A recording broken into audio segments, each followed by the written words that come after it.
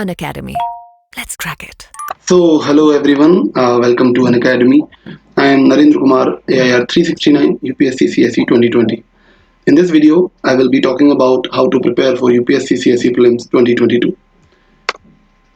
Here is something about me. This year I have secured All India rank 369 and I am expecting IAS. About my graduation, I have done my BTech in Materials and Metallurgical Engineering from IIT Kanpur. I passed out in 2012, and after that, I was working for corporates, and then I finally decided to come into this UPSC thing.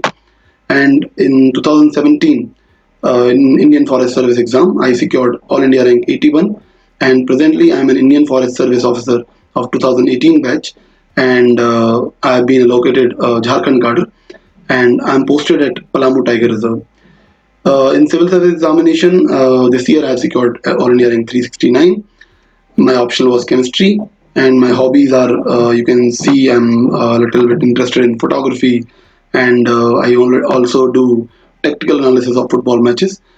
And obviously, my hobbies are mainly into sports and all, and that you will be seeing in the PPT as well. So now this year I will be taking some live classes on Unacademy regarding how to prepare for prelims, mains, and interview stages, and I'll be talking in detail in those classes. So if you want to watch those classes, you can go on Unacademy and you can unlock the classes by using the code NK369. So let us start. As you all know that Unacademy already has many top educators like Mrinal sir and all, and it gives you a very nice opportunity to learn, through interactive live classes. You can ask your doubts by raising hand or by just typing there. You can connect to Unacademy and you can read about any topic and know about anything anytime anywhere. So for that you can go on Unacademy for other courses. Let us start. This is the overview how I will be covering this whole video. What all I will be talking about in this video. So see, because मैंने जैसे आपको पहले भी बोला कि मैं एक sports person हूँ, मैं अपने कॉलेज में भी I used to play cricket from my IIT Kanpur team. So I'll be covering the whole topic on the basis of sports only. So what we will be covering is, पहले हम बात करेंगे कि हम जो काम करने जा रहे हैं, जिस एग्जाम की तैयारी हम लोग कर रहे हैं, पहले हमको वो गेम पता है या नहीं पता है, उसके रूल्स पता है या नहीं पता है, कोचेस कौन वहाँ अच्छे हैं, ऑपोजिशन की स्ट्रेंथ क्या है, ऑपोजिशन की वीकनेस, ऑपोजिशन कौन है आपका UPSC. So basically you know the weakness और स्ट्रेंथ और not. Then we'll be talking about learning the basics. Then I will be talking about current affairs, use of internet, because ये भी बहुत लोगों का डाउट होता है कि how to use internet, whether to use internet or not. And then in the end I will be talking about net practice. Net practice is like जो लोग क्रिकेट खेलते या देखते होंगे, basically net practice is all about mock test, कि आप जो match में खेलना चाहते हैं वैसी प्रैक्टिस आप घर पे कर पा रहे हैं या नहीं कर पा रहे हैं. तो उसके लिए हम नेट प्रैक्टिस की बात करेंगे. देन स्टार्ट करते हैं. सबसे पहले नोइंग द गेम, कि आपको अच्छे से पता होना चाहिए कि आप क्या गेम खेल रहे हैं, उस गेम के रूल्स क्या हैं. रूल्स का मतलब क्या होता है, रूल्स कौन डिफाइन करता है. यूपीएससी ने बहुत ही क्लियरली आपको एक सिलेबस दिया हुआ है, and that syllabus contains each and everything. And if you are doubtful कि प्रीलिम्स में तो सिलेबस का कोई ऐसा रोल नहीं है, तो प्रीलिम्स में भी सिलेबस बहुत ही इंपॉर्टेंट है. प्रीलिम्स का सिलेबस जो कि बहुत ही क्रिस्प कुछ लाइंस में दिया हुआ है, एज वेल एज आपको मेंस का सिलेबस भी देखना होगा टू गेट एन आइडिया कि आपको प्रीलिम्स में किस लेवल तक जाना है. तो नोइंग द गेम में आपको सबसे पहले ये जानना होगा कि आपका सिलेबस क्या है, कहाँ तक आपको कवर करना है. अगर किसी को ये गलतफहमी अभी भी बनी हुई है that everything under the sun is the syllabus of UPSC, then you are mistaken. It is not the case. Syllabus clearly defined है, आपको वो पूरी तरह से पता होना चाहिए. या तो अपने साथ हैंडी रखें एक प्रिंट आउट उसका, या फिर अगर आप उसको लिख पाएं, याद कर पाएं, वो that is also very very good. So basically you should know what is the syllabus. Exam की रिक्वायरमेंट क्या है, आपको कुछ भी नहीं पढ़ना है. इट इज नॉट कोई किसी और सर्विस का एग्जाम नहीं है, किसी बैंक का एग्जाम नहीं है कि आपको हर फैक्चुअल इंफॉर्मेशन के बारे में जानना है. There is a pattern on which UPSC is asking questions. You need to know the pattern, you need to know the requirement of exam, and उसके हिसाब से आपको फिल्टर करना है कि उस सिलेबस में से आपको क्या क्या पढ़ना है. So basically knowing the game में सबसे पहली बात यह है कि आपको पता होना चाहिए कि एग्जाम क्या है, एग्जाम की रिक्वायरमेंट क्या है, एग्जाम की कंडीशंस क्या है, सिलेबस क्या है। देन अगला पार्ट आता है आपका कि आपको एक बुक या रिसोर्सेज की लिस्ट, जो may B I will also be sharing अपने क्लासेस में, but I think most of you will already be knowing जो जनरल बुक्स हैं या जो रिसोर्सेज हैं जो सारे टॉपर्स आई थिंक यूज करते हैं। तो आप एक बुक्स की या रिसोर्सेज की एक लिस्ट बना के अपने पास रखें एंड उसी को रिलीजियसली फॉलो करें। दूसरी बात जो आई थिंक बहुत सारे लोग रिपीट करते हैं अगेन एंड अगेन, कि ये जो रिसोर्स हैं आपके या ये जो बुक्स हैं, keep them very very limited. ऐसा नहीं है कि आपको जितनी भी मार्केट में बुक्स आ रही हैं वो सारी खरीदनी है एंड उन सारी बुक्स को पढ़ना है। आपको वो बुक लिस्ट जो ऑलरेडी स्टैंडर्ड बुक लिस्ट है, you have to get those books and आपको सिर्फ उन्हीं बुक्स को पढ़ना है और बार बार पढ़ना है। रही बात एनसीईआरटीज की, आई थिंक एक बहुत क्लियर होना चाहिए कि एनसीईआरटीज आर मस्ट रीड। उनमें आप कभी भी किसी भी कंडीशन में एनसीईआरटीज को नहीं छोड़ सकते हैं, स्पेशली हिस्ट्री और ज्योग्राफी की from class 6 to class 8 12th। And बाकी आपकी जो पॉलिटी की है या सोशल इश्यूज की है वो आप 11 12th की कर सकते हैं, या फिर may be starting from 9th। वैसे 9th वाले में आई डोंट थिंक इतना कुछ कवर होता है। सो एनसीईआरटी बहुत जरूरी है, बेसिक बुक की लिस्ट प्रिपेयर करना बहुत जरूरी है, यूपीएससी की डिमांड्स को जानना बहुत जरूरी है। यूपीएससी की डिमांड्स को कैसे जानेंगे मैं भी कवर करूंगा कि पास्ट ईयर जो पेपर्स हैं वो पास्ट ईयर पेपर्स आपको ये बताएंगे कि यूपीएससी की डिमांड क्या है। सॉरी।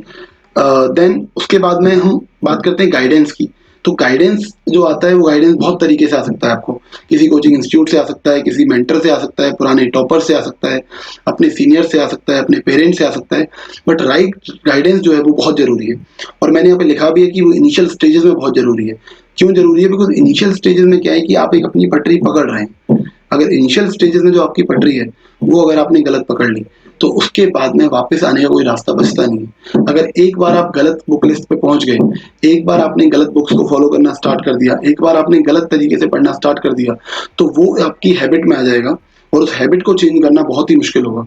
तो ये बहुत जरूरी है कि आप स्टार्टिंग में अपना टाइम लें, आप देखें कि कौन मेंटर या कौन टॉपर या कौन सीनियर सही से आपको गाइड कर रहा है।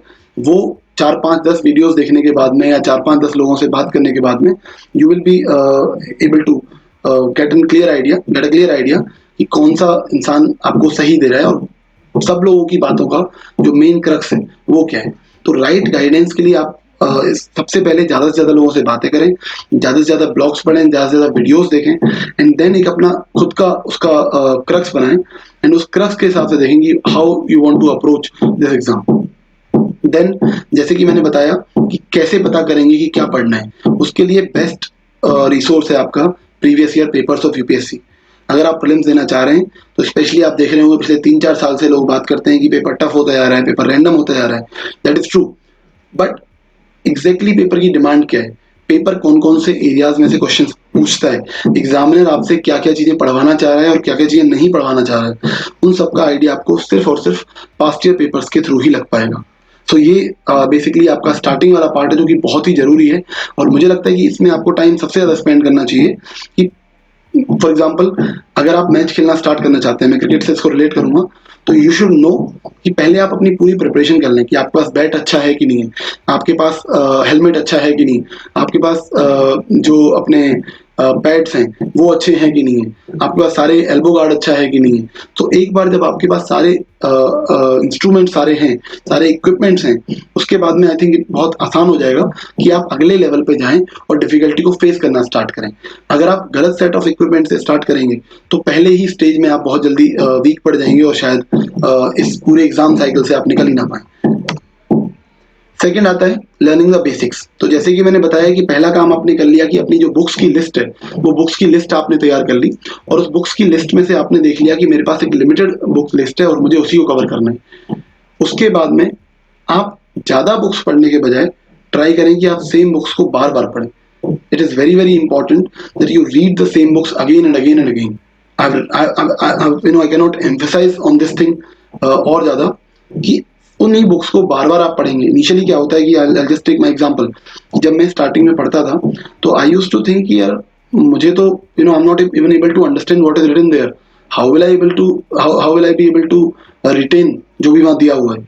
सबसे बड़ी बात ये होती है कि सबको ये डाउट आता है स्टार्टिंग में कि हमने बुक पढ़ ली, एक बार पढ़ ली, 2 बार पढ़ ली, लेकिन लग रहा है कुछ भी याद नहीं है। तो उसका सिंपल सॉल्यूशन ये है कि उस बुक को आप बार-बार पढ़ें, और मुझे लगता है जब आप उस किसी भी बुक को 3 से 4 बार कंप्लीटली पढ़ लेंगे, तो अपने आप से आपकी जो रिटेंशन है, वो स्टार्ट हो जाएगा। एंड रिटेंशन स्टार्ट होने के बाद में आपको ये फ़ील होने लगेगा कि yes, now I am getting to know few things, and अब मुझे लग रहा है कि मैं दूसरी बुक पे मूव कर सकता हूँ। अगर मैं आपको टाइम बताऊँ तो अपने एक्सपीरियंस से मुझे लगता है कि कम से कम आपको किसी भी बुक को कम से कम 5 से 6 बार पढ़ना चाहिए, अगर आप चाहते हैं कि आपको कुछ याद हो, आप उसको रिटेन कर पाएँ और आपको एग्ज़ाम में उसको प्रोड्यूस कर पाएँ। सेकेंडली, ये सब चीज़ें हम तब की बात कर रहे हैं, आप एग्ज़ाम लेने या फॉर्म भरने से पहले की बातें चल रही हैं सारी। It is specially relevant to those aspirants जो अभी 2022 पहली बार अटेम्प्ट करने जा रहे हैं। जिन लोगों ने पहले से एक आध अटेम्प्ट अपना दे रखा है, 1 अटेम्प्ट, 2 अटेम्प्ट, 3 अटेम्प्ट, जो भी अगर दे रखे हैं, उनके बारे में भी बातें होंगी, उनके रेलेवेंट बातें भी होंगी, but we'll be talking in next few slides. अभी के लिए I am talking about those who are starting fresh.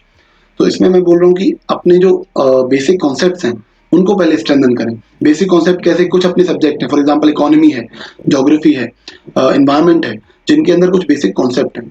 उन कॉन्सेप्ट के लिए क्लैरिटी बहुत ज़रूरी है। क्लैरिटी अगर नहीं आएगी तो आप उनको याद नहीं कर सकते हैं। फॉर एग्जांपल ज्योग्राफी में आपको क्लाइमेट के बारे में चीज़ें पता होनी चाहिए।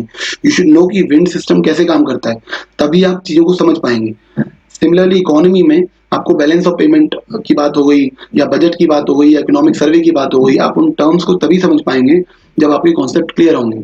तो सबसे पहले अपने जो बेसिक कॉन्सेप्ट हैं उनको स्ट्रेंथन करें।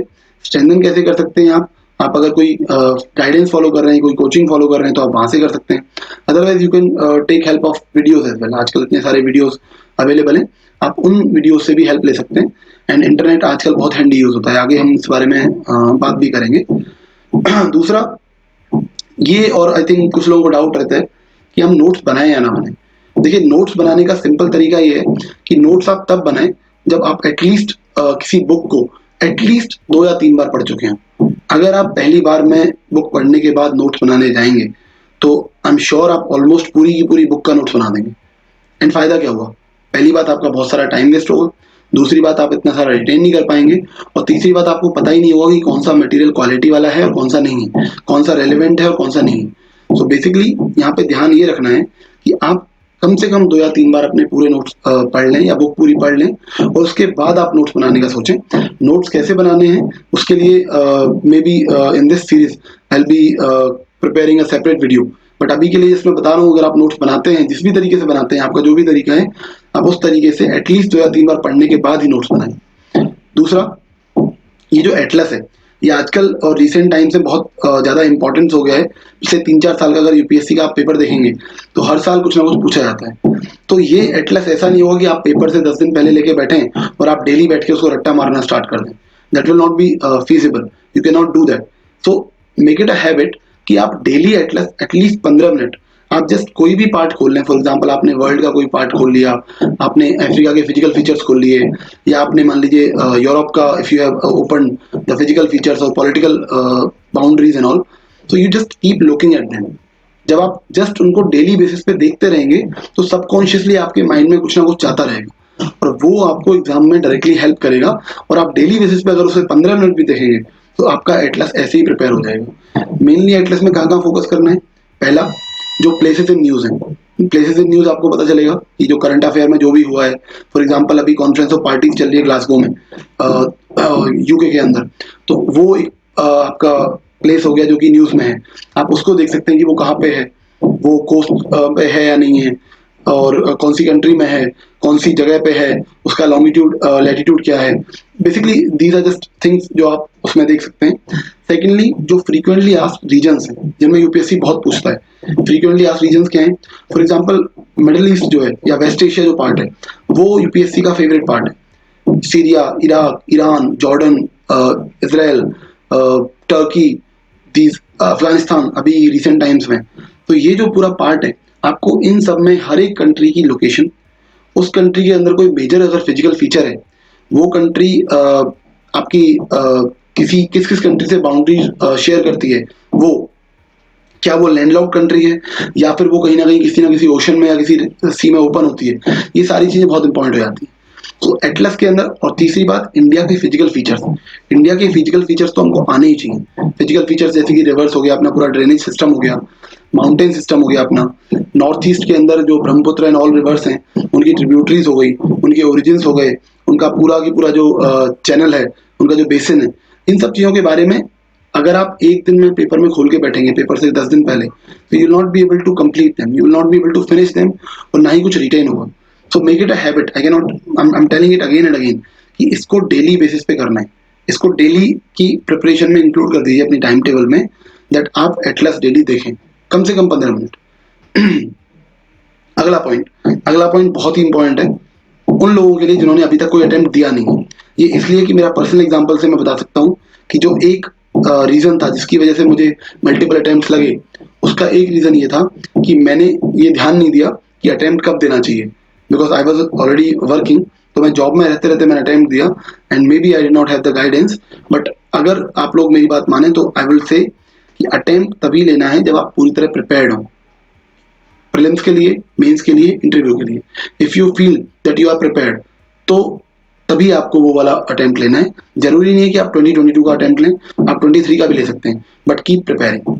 ये जो देख लेते हैं वाला एटीट्यूड होता है ना, ये बहुत खतरनाक है कि चलो यार देखते हैं पेपर कैसा होता है, पेपर में 3 घंटे में कैसा लगता है, कैसी फीलिंग आती है। ये इसलिए डेंजरस बहुत हो जाता है कि जैसे जैसे आपके अटेम्प्ट बढ़ते जाते हैं इस एटीट्यूड की वजह से, वैसे वैसे जो मेंटल प्रेशर डेवलप होता है। अगर आपको चक दे इंडिया का देखी होगी, तो चक दे इंडिया में शाहरुख खान एक डायलॉग बोलता है दैट ये हार का बोझ कितना भारी होता है ये तुमको तब पता चलेगा जब बहुत देर हो चुकी होगी। तो वैसी ही बात है कुछ ना कुछ कि अगर आप देख लेते हैं वाला एटीट्यूड अगर रखेंगे, तो जब वो अटेम्प्ट बढ़ते जाते हैं तो उसके बाद में वो चीज़ बहुत भारी पड़ती है कि इतने अटेम्प्ट हो गए और मेरा तो कुछ हो नहीं रहा है। तो बेस्ट थिंग, और जितने भी आजकल टॉपर्स हैं आप देख रहे होंगे जो पहले अटेम्प्ट में निकाल रहे हैं, उनका one of the biggest secret यही है कि वो अटेम्प्ट तभी देते हैं जब उनको लगता है कि अब मैं पूरी तरीके से प्रिपेयर्ड हूँ। So this point is very very important कि आप एग्जाम तभी दें जब आपको लगता है कि आप पूरी तरह से प्रिपेयर हो चुके हैं। ठीक है, उससे पहले अटेम्प्ट आपको नहीं देना है। और उससे पहले अगर आपको ट्राई करना है तो ट्राई करने के लिए आपका मॉक टेस्ट है, आप पुराने साल के यूपीएससी के पेपर दे सकते हैं। रिस्क क्यों लेना कि यूपीएससी का पेपर में जाके ही हम बिगाड़ के आएंगे अपना attempt. So please do not have that kind of attitude. Okay, so next is जो जनरल बातें आती हैं प्रीलिम्स के अंदर, अगेन इफ यू वांट कि सब्जेक्ट वाइज में हर एक सब्जेक्ट के अंदर क्या क्या मटेरियल कवर करना है और कैसे कैसे करना है, if you want me to cover that then you can let me know about that, maybe in comment section और समथिंग। अभी के लिए मैं बात करूंगा जो जनरल डाउट होता है लोगों को करंट अफेयर्स का, करंट अफेयर्स कहाँ से करें और करंट अफेयर्स कितने कवर करें। तो देखिए, करंट अफेयर्स का सबसे बड़ा जो हम ट्रेंड देख रहे हैं यूपीएससी में पिछले 3-4 साल में, यूपीएससी पिछले 2, 2.5, 3 साल तक का करंट अफेयर पूछ रही है। अब ऐसे आप पिछले 4-5 साल का तो कवर कर नहीं पाएंगे, that is not feasible, that is not practically possible. तो मेरी एडवाइस आपको यह है कि आप पिछले 2 साल का, जब से आप अटेम्प्ट देना स्टार्ट कर रहे हैं तब से आपके 2 साल, फॉर एग्जाम्पल आप 2022 का अटेम्प्ट देना चाह रहे हैं और वो अटेम्प्ट आई थिंक जून में है, तो आप जून 2020 से करंट अफेयर अपना करना स्टार्ट करें। ये 1+1 क्या है? 1+1 का मतलब ये है कि जो पहला साल है, यानी कि पहला साल मतलब जो आपका जून 2020 से जून 2021 तक है, तब तक आपको सिर्फ और सिर्फ एक बेसिक आइडिया होना चाहिए। बेसिक आइडिया का मतलब क्या है कि आप आजकल आप यूट्यूब पे जाएंगे तो कंपाइलेशंस पड़े हुए हैं, मंथली कंपाइलेशंस पड़े हुए हैं, डेली कंपाइलेशंस पड़े हैं कि जो भी किसी मंथ की इंपॉर्टेंट न्यूज़ थी वो उन सब में कवर हो जाएंगी। तो आपको बेसिक आइडिया रखने के लिए क्या कर सकते हैं आप, या तो आप सिंपल जाके यूट्यूब वीडियोस पे जाएं और पिछले 1 साल के हर महीने की जो इंपॉर्टेंट इवेंट्स हैं उनके बारे में सिर्फ और सिर्फ आप वीडियो से कवर कर सकते हैं। तो पिछला जो आपका पहला साल है उसके लिए आपको एक बेसिक आइडिया रहना ही मेरे हिसाब से डिसेंट है, बिकॉज आप हर कुछ कवर नहीं कर पाएंगे अगर आप 2022 अटेम्प्ट कर रहे हैं। जो लोग 2022 से आगे वाला अटेम्प्ट कर रहे हैं या आगे वाला टारगेट कर रहे हैं, तो उनके लिए मेरे हिसाब से आप कर सकते हैं कि आप पहले साल से ही आप बहुत अच्छी तरीके से, बहुत ही थरो तरीके से पढ़ना स्टार्ट करें। फिर जो लोग अगले साल अटेम्प्ट देने की तैयारी कर रहे हैं उनके लिए मैंने बताया कि जून 2021 से जून 2022 तक का जो करंट अफेयर मटेरियल है वो बहुत ही थरली करना है। अब ये हुई बात कि आपको कहाँ तक का करना है, नाउ क्या करना है। देखिए, मेरा एक्सपीरियंस ये रहा है कि इतने सारे लोग हैं, आपको मार्केट में पता होगा ऑलरेडी, इतने सारे कोचिंग इंस्टीट्यूट्स हैं जो अपना अपना कंपाइलेशन ला रहे हैं। ये आपकी मर्जी है कि आपको किसका कंपाइलेशन सबसे अच्छा लगता है। जिसका भी कंपाइलेशन आपको अच्छा लगता है, जिस भी कोचिंग में आप बिलीव करते हैं, जिस भी पर्सन में आप बिलीव करते हैं, आप उनका कंपाइलेशन उठाएं और उस कंपाइलेशन को रिलीजियसली फॉलो करें।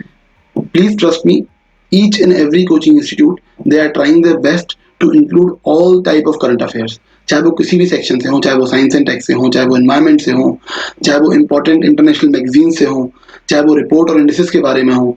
हर एक कोचिंग इंस्टीट्यूट ट्राई कर रहा है कि सारे के सारे जो कंपाइलेशन हैं, अपने कंपाइलेशन में उन सारी इंपॉर्टेंट इवेंट्स को वो इंक्लूड कर पाए। सो मैं ये बोलूँगा कि रादर देन आप सारी कोचिंग्स के बारे पीछे भागें, आप सिर्फ और सिर्फ एक किसी कोचिंग इंस्टीट्यूट की कंपाइलेशन को रिलीजियसली फॉलो करें। और रिलीजियसली फॉलो करने का मतलब क्या है, जैसे मैंने पहले ही बताया कि सिर्फ और सिर्फ वो पढ़ें जो आप मल्टीपल टाइम रिवाइज कर पाएं। ये नहीं करना है कि ये कोचिंग का भी पढ़ लिया, वो भी पढ़ लिया, ये भी पढ़ लिया, ये बुक भी पढ़ ली, 5 बुक पढ़ ली लेकिन सब एक बार पढ़ी और आता कुछ भी नहीं। मैं ये बोलूँगा कि एक बुक को पढ़ो, 5 बार पढ़ो, आपको सब कुछ आएगा। सो उस कंपाइलेशन को आप मंथली कंपाइलेशन को स्टार्ट करें उठा के, और मंथली कंपाइलेशन को आप बार बार पढ़ें, बार बार पढ़ें, बार बार पढ़ें। और करना क्या है कि एक बार 2 बार पढ़ने के बाद ना जो इंपॉर्टेंट पार्ट है आपको समझ में आ जाएगा क्या इंपॉर्टेंट है क्या नहीं है। सब कुछ नहीं याद करना है, ये चीज दिमाग में मत रखिए कि सब कुछ याद करें। कुछ बहुत ही टेक्निकल डिटेल है, कुछ इकोनॉमिक्स का बहुत ही कोर डेटा है, तो उसके बारे में नहीं पढ़ना है। कुछ कोर कॉन्सेप्ट के बारे में नहीं पढ़ना है। आपको बिल्कुल शेयर मार्केट में जाके आपको ब्रोकर नहीं बनना है। You just need to know the basic things about economy या बेसिक थिंग्स अबाउट ज्योग्राफी और हिस्ट्री और कल्चर और एनीथिंग। तो ऑलवेज फोकस कि आपको इतना आता हो कि आप सिर्फ और सिर्फ उतना पढ़ें जो रेलेवेंट है। सो सेकंड या थर्ड टाइम जब आप कंपाइलेशन पढ़ रहे होंगे, तो you can either make notes, और आप चाहें तो सिर्फ वहीं पे उसे हाईलाइट कर लें। और फोर्थ और फिफ्थ टाइम में या उसके आगे भी आप टाइम मिलता है अगर, तो आप सिर्फ हाईलाइटेड जो पार्ट है सिर्फ उसी को पढ़ें। उससे क्या होगा कि आपका जो प्रिपरेशन है वो बहुत ही टारगेटेड होगी। ये तो रहा मैगजीन के बारे में।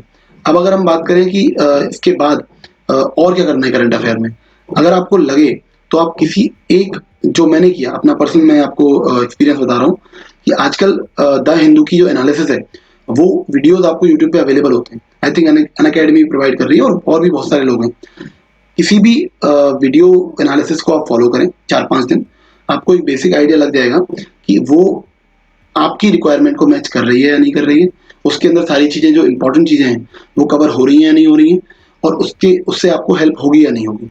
तो ऐसे बहुत सारे वीडियोस अवेलेबल हैं, and I can vouch for that कि मैंने पर्सनली खुद यूज़ किया है कुछ वीडियोस को, कुछ न्यूज़ एनालिसिस वीडियोस को। और उसमें होता क्या है कि अगर हम लोग पेपर पढ़ने स्टार्ट करें, तो पेपर पढ़ने में क्या होता है कि हम लोग बहुत सारी इंपॉर्टेंट चीज़ें भी टेंड टू स्किप, या हमको समझ में नहीं आती, हम उनको रिलेट नहीं कर पाते हैं, बिकॉज हमको लगता है जो वहाँ लिखा हुआ है बस वो न्यूज़ है, उसके अलावा क्या है पता नहीं। सो न्यूज़ एनालिसिस में क्या होता है कि जो भी इंसान आपको उस न्यूज़ की एनालिसिस कर रहा है, वो उससे आगे पीछे का, उससे रेलेवेंट चीज़ों का, उससे सिलेबस से रिलेट करके वो सब चीज़ें आपको बताता है, और आपकी हेल्प होती है टू रिलेट द थिंग्स। जो कहते हैं ना कि आपने कई बार टॉपर्स को कहते हुए सुना होगा कि you need to connect the dots. तो जो कनेक्टिंग द डॉट्स वाला पार्ट है कि सिलेबस से आप कनेक्ट करें, वो पार्ट आपको इन न्यूज़ एनालिसिस वीडियोज़ के थ्रू बहुत आराम से समझ में आएगा कि जो भी आपका वीडियो बनाने वाला पर्सन है वो उस न्यूज़ को पूरी तरीके से कवर करेगा कि वो सिलेबस की किस पार्ट से रेलेवेंट है, उसका क्या बैकग्राउंड है, उसमें से क्या क्या आ सकता है। इनफैक्ट मैं तो आपको बताऊंगा कि मैंने अपने न्यूज़ एनालिसिस में वीडियोस में से नोट्स बनाए हैं, और वो नोट्स मुझे प्रीलिम्स में भी काम आए हैं, मुझे आपके मेंस में भी काम आए हैं। मुझे हर स्टेज पे उन नोट्स ने काफ़ी काम दिया है, वो काफ़ी काम आए हैं मेरे पास। तो ये एक सबसे बड़ी चीज़ है जो आपको ध्यान रखनी है। उसके बाद न्यूज़ एनालिसिस वीडियोस की बात हो गई। न्यूज़ एनालिसिस वीडियोस के बाद में अगर हम बात करेंगे तो ठीक है, ये हो गया करंट अफेयर का। उसके बाद में बजट और इकोनॉमिक सर्वे। आई थिंक हर कोई इस बारे में बात करता है, every topper talks about this. तो बजट और इकोनॉमिक सर्वे को कवर करना बहुत इंपॉर्टेंट है, लेकिन जो मैंने किया मैं वही बताऊंगा आपको कि बजट और इकोनॉमिक सर्वे मैंने कभी ओरिजिनल डॉक्यूमेंट से नहीं पढ़ा।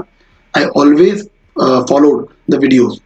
जो भी समरी होती है, बजट की समरी या बजट की एनालिसिस या इकोनॉमिक सर्वे की जो एनालिसिस होती है, मैं हमेशा उस वीडियो को देखता था।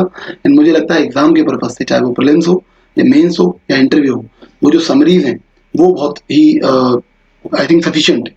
और देखिए सबसे बड़ी इंपॉर्टेंट बात है कि ईगो पे नहीं लेना है कि मैं तो बजट के डॉक्यूमेंट से ही पढ़ूंगा, मैं तो इकोनॉमिक सर्वे के डॉक्यूमेंट से ही आई विल प्रिपेयर।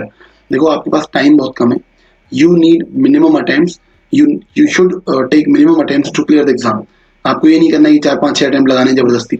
अगर मान लो मेरे जैसे लोग जिन लोगों ने मल्टीपल अटेम्प्ट लिए हैं, स्टिल यू फील कि हमको भी अटेम्प्ट लेने तो बात अलग है। अदरवाइज जो बाकी लोग आपकी हेल्प कर रहे हैं, आपके लिए वीडियोस बना के डाल रहे हैं, you should use those videos, use that guidance, use that material and अपनी प्रिपरेशन में उसको यूज करें।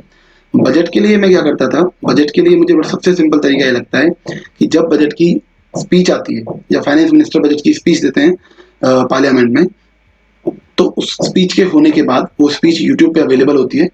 आप बजट का जो डॉक्यूमेंट है उसको डाउनलोड कर लें, उसका प्रिंट आउट ले लें, और प्रिंट आउट लेने के बाद में आप बैकग्राउंड में ईयरफोन यूज करके बजट का वीडियो चला लें। बजट का वीडियो चलाते चलाते आप डॉक्यूमेंट को पढ़ते रहें साथ साथ में, बिकॉज जो डॉक्यूमेंट में लिखा हुआ है वही फाइनेंस मिनिस्टर पढ़ते हैं, और वहीं पे साथ साथ में आप जो इम्पोर्टेंट पार्ट है वो हाईलाइट करते रहें। तो बजट आपका विद इन 2 ढाई घंटे में, 3 घंटे में you will be able to cover. रही बात इकोनॉमिक सर्वे की, तो इकोनॉमिक सर्वे को अगर आप आगे हम यूज मैं बताऊंगा जब मेंस वाला पार्ट हम कवर करेंगे, तो अगर आपको डेटा शीट प्रिपेयर करनी है तो उसके लिए आप जो ओरिजिनल डॉक्यूमेंट है वो आप यूज कर सकते हैं। बट प्रीलिम्स के पर्पज से या जनरली जस्ट जानने के लिए कि क्या क्या इकोनॉमिक सर्वे में दिया हुआ है, उसके लिए आई थिंक वीडियो कंपाइलेशन जो भी अवेलेबल है, इकोनॉमिक सर्वे की समरी या इकोनॉमिक सर्वे का एनालिसिस, आई थिंक वो आपको सफिशिएंट रहेगा and you should use that. अगला आता है गवर्नमेंट स्कीम्स। सी रिसेंट टाइम में क्या हुआ है कि इतनी सारी स्कीम्स आ रही हैं, स्टेट गवर्नमेंट्स की भी आ रही हैं, सेंट्रल गवर्नमेंट की भी आ रही है, कि सबको कवर करना बहुत ही मुश्किल हो जाता है। सो क्या करें, मैं बोलूँगा कि कॉस्ट बेनिफिट रेशियो बहुत ही कम है कि आप सारी स्कीम्स को डिटेल में प्रिपेयर करें।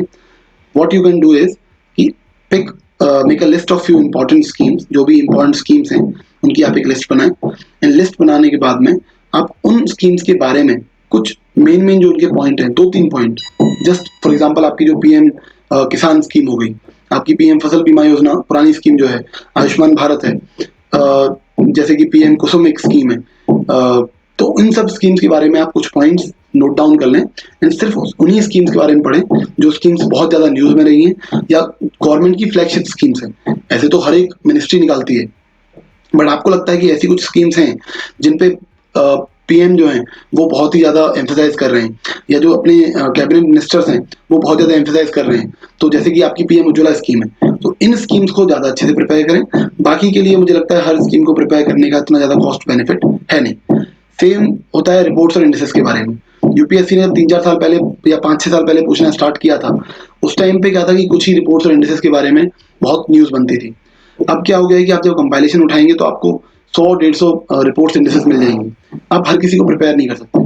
So what you can do is, जो इंपॉर्टेंट इंस्टीट्यूशंस हैं, फॉर एग्जांपल वर्ल्ड बैंक हो गया, वर्ल्ड इकोनॉमिक फोरम हो गया, आपका WWF हो गया, देन आपका WHO हो गया, यूनिसेफ हो गया, इन सब की जो रिपोर्ट्स हैं उनको आप टारगेट कर सकते हैं and those reports you can prepare.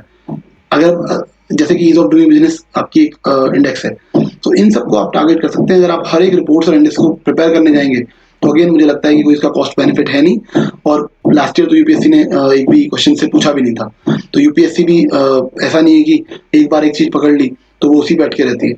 Now UPSC भी देख रही है कि फिजिबल नहीं है इतनी सारी स्कीम्स के बारे में जानना या उनके बारे में याद रखना, इतनी सारी रिपोर्ट्स और इंडिसेस के बारे में जानना और उसको याद रखना, तो यूपीएससी भी अपने आप को चेंज कर रही है and it is not asking many questions from this part. तो ये आई थिंक मेरा करंट अफेयर्स वाला पार्ट हो गया कि कहाँ कहाँ से कवर करना है, क्या क्या कवर करना है।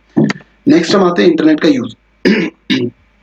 आज के टाइम में आई थिंक जो इंटरनेट है वो सबसे ज्यादा इंपॉर्टेंट टूल हो गया है। सबसे ज्यादा इंपॉर्टेंट टूल कैसे हो गया है कि जब मैंने अपनी प्रिपरेशन स्टार्ट करी थी 2016 में, तब उस टाइम पे क्या था कि इंटरनेट पे इतनी सारी गाइडेंस, इतनी सारी चीजें अवेलेबल नहीं थी। अभी जैसे आपके पास अनअकैडमी एक प्लेटफॉर्म है, आपके पास यूट्यूब पे सारे इतने सारे वीडियोस पड़े हुए हैं जो कि पेड भी हैं, कुछ फ्री, बहुत सारे फ्री भी अवेलेबल हैं, तो आप उनके थ्रू अपने कॉन्सेप्ट की क्लैरिटी के लिए उन्हें यूज कर सकते हैं। आप किसी टॉपिक को डिटेल में प्रिपेयर करने के लिए यूज कर सकते हैं। तो आज के टाइम में आपको गाइडेंस टॉपर स्टॉक अवेलेबल है, आपको ये पता है कि क्या डूज एंड डोंट्स हैं। तो इन सब चीजों को कवर करने के लिए आपके पास इंटरनेट है, आप डायरेक्टली रेडीमेड नोट्स आप डाउनलोड कर सकते हैं, आपके पास सिलेबस अवेलेबल है, सिलेबस की डिटेल में एनालिसिस अवेलेबल है, आपके पास इकोनॉमिक सर्वे की एनालिसिस अवेलेबल है, आपके पास बजट की जो एनालिसिस है वो अवेलेबल है। तो बेसिकली जो इंटरनेट है वो बहुत ही ज्यादा इंपॉर्टेंट हो गया और मुझे लगता है कि आपको यूज करना चाहिए उसको कंस्ट्रक्टिवली, ना कि डिस्ट्रक्टिवली। ओके, कहाँ कहाँ यूज़ कर सकते हैं, जैसे मैंने बताया कि मान लीजिए कोई डिफिकल्ट कॉन्सेप्ट आ गया, कल्चर में कोई ऐसी चीज़ जो आपको समझ में नहीं आ रही है डांस के अंदर, तो आप डायरेक्टली जाके भरतनाट्यम, मान लीजिए आपको समझ में नहीं आ रहा है, तो आप भरतनाट्यम का यूट्यूब पे वीडियो चलाएं और आपको देखने समझ में आएगा कि भरतनाट्यम में क्या क्या मुद्राएं होती हैं, भरतनाट्यम में डांसर कैसी ड्रेस पहनती है, या क्या क्या मेनली पोजेज होती हैं वहाँ पे। और फॉर एग्जांपल ज्योग्राफी की बात करें तो ज्योग्राफी में कुछ डिफिकल्ट कॉन्सेप्ट होते हैं, मान लीजिए आपको प्लेट टेक्टोनिक समझ में नहीं आता है, तो आप एनिमेटेड वीडियोस देख सकते हैं, तो इस तरह से आप यूज़ कर सकते हैं। सेकेंडली क्या है कि कुछ एडिशनल इन्फॉर्मेशन होती है जो आपकी बेसिक बुक्स में अवेलेबल नहीं है। फॉर एग्जाम्पल आपको प्रोटेक्टेड एरियाज के बारे में पढ़ना है कि इंडिया में कौन कौन से होते हैं, कहाँ कहाँ पे हैं, उनकी एटलस में लोकेशन कहाँ है, मैप पे लोकेशन कहाँ है, टाइगर रिजर्व्स हैं, बायोस्फीयर रिजर्व्स हैं। देन IUCN की जो रेड लिस्ट आती है उसमें क्रिटिकली जो एंडेंजर्ड हैं उनमें कौन कौन से रेप्टाइल्स हैं, कौन कौन से मैमल्स हैं, कौन कौन से अपना जो बर्ड्स हैं, तो उन सब का जो भी लिस्ट है वो आप बेसिकली अगर चाहें तो डायरेक्टली आपको एडिशनल इन्फॉर्मेशन के लिए इंटरनेट आप यूज़ कर सकते हैं, और मेरे हिसाब से करना भी चाहिए। काफ़ी सारी चीज़ें, फॉर एग्जांपल रिपोर्ट्स हो गई आपकी, काफ़ी सारी चीज़ें हैं, जैसे कि आपको किसी इंस्टीट्यूशन के बारे में जानना है तो उसके लिए आपको किसी गवर्नमेंट की मिनिस्ट्री के बारे में जानना है, किसी स्कीम के बारे में जानना है, तो you can directly go to the ministries website and आप उस वेबसाइट से जाके you can read about that scheme. So this is how you can use the internet. Then obviously आजकल आपने देखा होगा कुछ कंपाइलेशन आते हैं, न्यूज एनालिसिस आते हैं, जिनमें लास्ट में कुछ ऑनलाइन क्विजेस भी होते हैं, तो आप उस ऑनलाइन क्विजेस को सॉल्व कर सकते हैं। आप ऑनलाइन मॉक टेस्ट ले सकते हैं, आप टॉपर्स की टॉक सुन सकते हैं, गाइडेंस ले सकते हैं, स्ट्रेटजी जान सकते हैं। For motivation you can watch videos, आप कोई मूवी देखना चाहें, आप कोई सॉन्ग सुनना चाहें रिलैक्स करने के लिए, तो बेसिकली आप इंटरनेट को बहुत ही पॉजिटिवली, बहुत ही कंस्ट्रक्टिवली यूज़ कर सकते हैं अपनी प्रिपरेशन में। एंड मुझे लगता है करना भी चाहिए, जब आपके पास एक बहुत ही मेजर टूल अवेलेबल है और वो आपकी प्रिपरेशन में हेल्प भी आपको कर सकता है, तो I think you should use it. This is about internet. ये आता है इम्पॉर्टेंट पार्ट जो मुझे लगता है कि सबसे ज़्यादा इम्पॉर्टेंट है।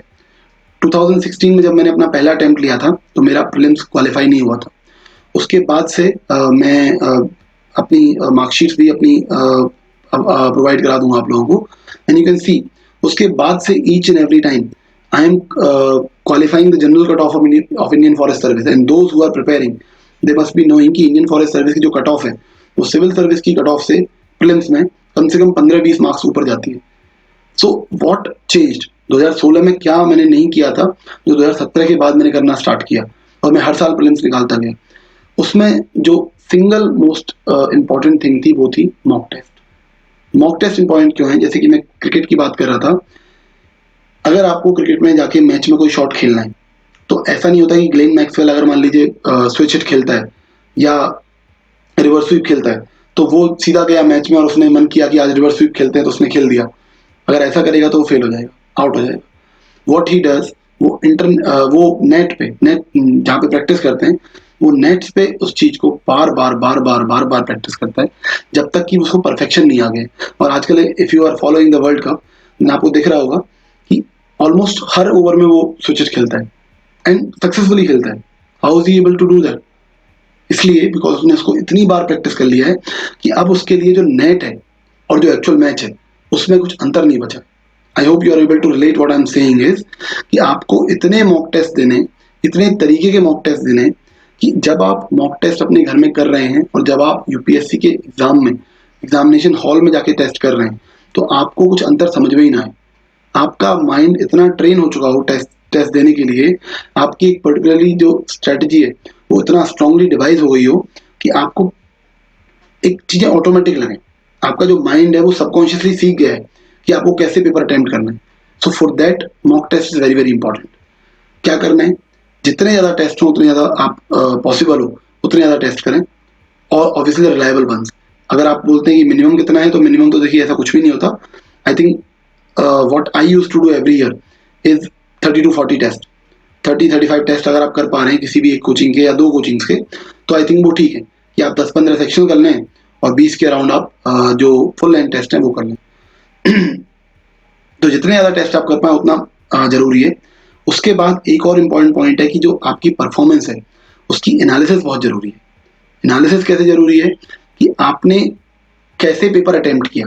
पहले तो आपको वो स्ट्रेटजी अपनी डिवाइस करनी पड़ेगी अपने, जब आप when you will be attempting the test तो करना क्या है कि आपको हर टेस्ट में सेम स्ट्रेटजी लगानी है। सेम स्ट्रेटजी का मतलब क्या होता है कि क्या मैं सबसे पहले उन्हीं क्वेश्चंस को करूंगा जिनमें मैं 100% श्योर हूँ, या मैं सारे क्वेश्चन एक बार में करना चाहता हूँ, मैं ओएमआर शीट पहले फिल करना चाहता हूँ या बाद में फिल करना चाहता हूँ, या फिर मैं सिर्फ उन क्वेश्चंस को पहले करूंगा जिनमें मैं 100% श्योर हूँ, सेकेंड अटेम्प्ट में उन्हें करूंगा जिनमें से मैं एक ऑप्शन एलिमिनेट कर पा रहा हूँ, थर्ड टाइम में मैं वो करूंगा जिनमें से मैं कम से कम 2 ऑप्शन एलिमिनेट कर पा रहा हूँ, कौन से क्वेश्चन मुझे स्किप करने ऑल टुगेदर, कितने मुझे अटेम्प्ट करने क्वेश्चंस।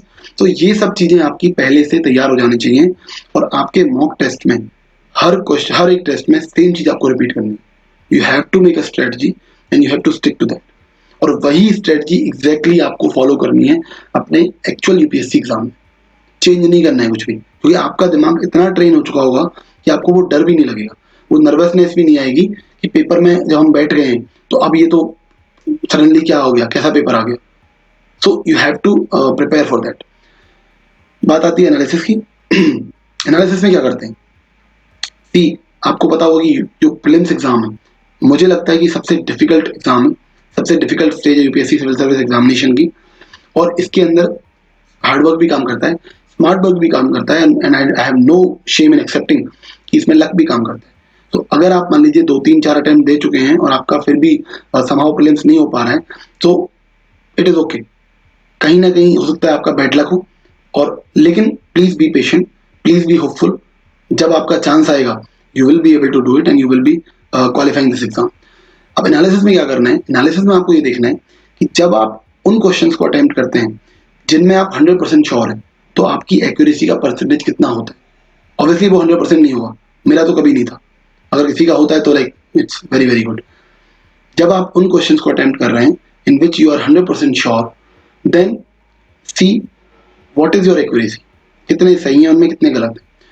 फिर चेक करो कि आप उन क्वेश्चंस में जिनमें you are able to eliminate at least 1 option और एटलीस्ट 2 ऑप्शंस, उन क्वेश्चंस के अंदर आपकी एक्यूरेसी कितनी है। सो आपको हर तरीके के क्वेश्चन में एक्यूरेसी अपनी पता होनी चाहिए।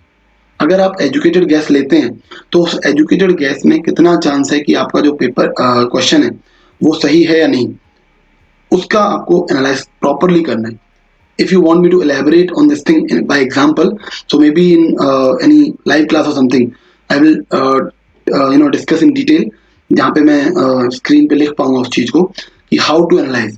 बट द थिंग इज कि आपको अपनी परफॉर्मेंस को एनालाइज करना बहुत जरूरी है, और मुझे लगता है कि ये आंसर पढ़ने से भी ज़्यादा जरूरी है कि आपको ये पता हो कि आपने क्वेश्चन जो किए उन क्वेश्चंस में आपने कितने सही किए, कितने गलत किए, किस तरीके से अटेम्प्ट करने पे आपका सही होता है, कितने एजुकेटेड गैसेस जो हैं आपके वो सही होते हैं। जैसे कि ये वाला पॉइंट, जो अगला पॉइंट है वो ऑलरेडी मैं कवर कर चुका हूँ कि एक स्ट्रेटजी आपको डिवाइस करनी है और उसको रिपीट करना है बार बार जब तक कि वो हैबिट ना बन जाए। It is all about training your mind. ये आपको करना क्या है, इस एग्जाम में अपने माइंड को ट्रेन करना है, ठीक है। ये नहीं है कि आपको अपने एग्जाम में जो भी चीजें आ रही हैं उसको आपको बहुत अच्छे से कर लेना है या नई चीजों को पढ़ना है। आपको सिर्फ एक चीज को पकड़ लेना है एक बार और उस चीज को रिलीजियसली फॉलो करना है और अपने दिमाग को ट्रेन करना है उसी चीज के लिए कि बार बार बार बार बार बार आप सेम चीज रिपीट करें, so that when you sit in the exam, actual exam, आपको डिफरेंस लगना ही नहीं चाहिए।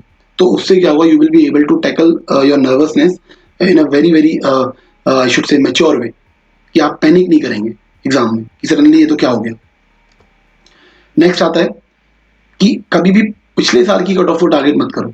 ये नहीं करना है हमको कि पिछले साल तो फॉर एग्जांपल 2022 में 92 कट ऑफ है आई थिंक, तो अगर मान लो हम कहते हैं कि 92 कट ऑफ है तो मैं बस 92 नंबर लाने का ट्राई करूं, तो आप I can give it in writing कि आप 92 नंबर फिर नहीं ला पाएंगे। अगर आप टारगेट सिर्फ कट ऑफ को ही करेंगे तो अगली साल तो हो सकता है कट ऑफ ही बढ़ जाए, या हो सकता है अगले साल लोग ज़्यादा पढ़ लें, या हो सकता है अगले साल पेपर बहुत आसान आ जाए। तो हर साल जो कट ऑफ आती है आप उस कट ऑफ के बजाय उससे कम से कम 30-40 मार्क्स ज़्यादा टारगेट करें। अगर आप टारगेट बड़ा रखेंगे तभी आपका एक्चुअल जो रिजल्ट है वो सही आएगा, वो ज़्यादा है। और मैं तो बोलता हूँ कि you should always target at least 150। अगर आप 150 टारगेट करेंगे तब जाके आप कहीं 115, 120, 110, 105 ये मार्क्स ला पाएंगे। अगर आप टारगेट ही रखेंगे 100 का या 95 का, तो you are already in a very dangerous situation. So previous year cut off को टारगेट ना करें, अपने दिमाग में रहे यूपीएससी की कट ऑफ कहीं ना कहीं 100 के आसपास रहेगी और मुझे 150 की तैयारी मिनिमम करनी है, जिससे कि अगर मान लो कुछ गलत भी होता है तो मैं एटलीस्ट 105, 110 नंबर तो ला पाऊँ। अगला, prepare for the worst, hope for the best. जैसे कि आई थिंक जिन लोगों ने इस साल का पेपर दिया होगा, जिन लोगों ने पहले साल का पेपर दिया होगा, यू मस्ट बी सीइंग कि 2016 के बाद से 2017, 2018, 2019 एंड 2020 जो यूपीएससी प्रीलिम्स का पेपर है वो बहुत ही अनप्रेडिक्टेबल हो रहा है, बहुत ही रैंडम भी हो रहा है। आप कभी ना तो आप कोई सब्जेक्ट गेस कर पा रहे हैं, ना आप एरिया गेस कर पा रहे हैं, ना आप टाइप ऑफ क्वेश्चन गेस कर पा रहे हैं। तो आपको पता ही नहीं चल पा रहा है कि क्वेश्चन कहाँ से पूछा जाएगा और कहाँ से नहीं पूछा जाएगा। सो बेसिकली आपको प्रिपेयर करना है फॉर द वर्स्ट। वो मैंने बताया कि जब आप मॉक टेस्ट में बार बार अलग अलग तरीके के मॉक टेस्ट देंगे तो उससे क्या होगा कि वो आपको प्रिपेयर करेगा कि अगर कोई ऐसा क्वेश्चन भी आता है कि आपको उसमें कोई आइडिया नहीं है, तब भी how to find the answer. इसीलिए मैं बोल रहा हूँ कि ज़्यादा से ज़्यादा टेस्ट करें। अगर आप ज़्यादा टेस्ट करेंगे, ज़्यादा रैंडम टेस्ट करेंगे, किसी भी कोचिंग के टेस्ट अगर आपको लगता है कि रैंडम है तो मैं बोलता हूँ उनको जरूर ट्राई करें।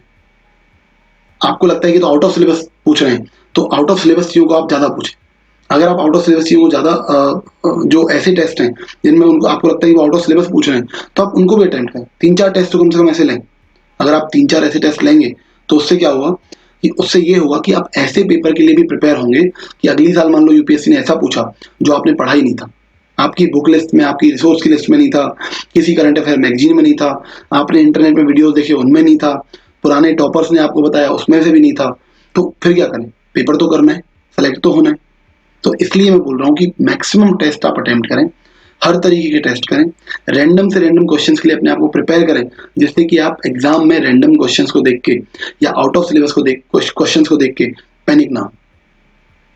ओके, तो ये बहुत इंपॉर्टेंट है वहां पे नर्वसनेस बचाने के लिए कि आपको अगर आपने 30, 40, 50 टेस्ट अगर पर्टिकुलर स्ट्रेटजी से दे रखे होंगे, रैंडम टेस्ट भी दे रखे होंगे, तो वहां भी अगर रैंडम आएगा तो आपकी वही स्ट्रेटजी रहेगी और आपका दिमाग बिना कुछ सोचे समझे जो आप रूम में कर रहे थे वही चीज आपका दिमाग वहां स्टार्ट कर देगा करना, और आई एम श्योर आप पर्टिकुलरली निकाल पाएंगे। और मैं बता रहा हूँ कि जो 2016 के अटेम्प्ट में जब मैं प्रीलिम्स क्लियर नहीं कर पाया था, उसके बाद से जो मैंने हर साल बहुत ही अच्छे मार्क्स से प्रीलिम्स क्लियर किया है।